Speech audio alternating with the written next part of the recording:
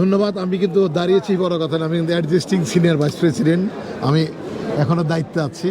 তবে এবারও আমি এই প্যানেল থেকে দাঁড়িয়েছি একই পদে। আমি দেখতে পাচ্ছি যে সবাই ভালো, সব শৃঙ্খলভাবে চলছে। শিল্পী সমিতি সবাই সবাইকে একটা আন্তরিকতার জায়গায় রেখেছে, যেটা আমাদের কাম্য। কোনোভাবে বিশৃঙ্খল কিছু হচ্ছে না, ইনশাল্লাহ হবেও না। এ পর্যন্ত ভোট খুব বেশি পড়েনি, শতেকখানি ভোট পড়েছে, বাট নামাজের পরে প্রচুর ভোট পড়বে বলে আমরা বিশ্বাস করি। আমি আরেকটি বিষয় জানতে চাচ্ছি যে সিনিয়র যে ভোটাররা, সিনিয়র যে শিল্পীরা, তারা কীরকম এসেছে এবং কারা এসেছেন? যারা ম্যাক্সিমাম সিনিয়র আসছে, ম্যাক্সিমাম সিনিয়র আসছে, জুনিয়ররা এখন আসে নাই।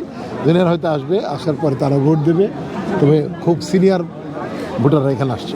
আর আপনারা কীরকম ভোট কাস্টিং হবে মনে করে আশাবাদী? 400, নট লেস দ্যান 400, কারণ 570টার কাছাকাছি ভোট, 554টা বোধহয়।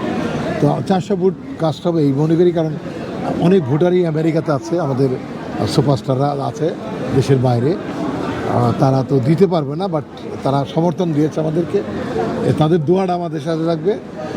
আমার কথা হলো যে যোগ্য মানুষ তাকেই সবাই ভোট দিক, সেই পাস করুক। আপনি তো গতবারেরও সিনিয়র সহসভাপতি ছিলেন এবং কাজ করেছেন, আমরা দেখেছি। তো এইবারও যদি আপনি জয়ী হন তাহলে তার তো ব্যতিক্রম হবে না, তবে এবার কোনো স্পেশাল কিছু থাকছে কিনা? ডেফিনেটলি মানুষ তো একটার পর একটা চেঞ্জ হয়। আমি আরও ভালো কিছু করার চেষ্টা করব, যাতে করে তারপর প্রেসিডেন্ট হতে পারি, এই জন্য। আচ্ছা আচ্ছা আচ্ছা। সুনির্দিষ্ট মানে ভাবনা আছে কি যে আপনি এই কাজটা করতে চান এবার যদি আপনি পাস করেন? আমি তো কন্টিনিউ লাস্ট 2 ইয়ার্স যে আমি কাজ করেছি, এই কাজগুলোই করব।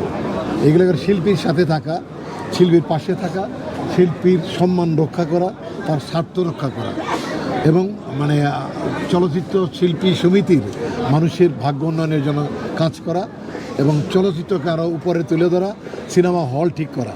এগুলো নিয়ে আমরা কাজ করছি, এগুলো নিয়ে কাজ করব।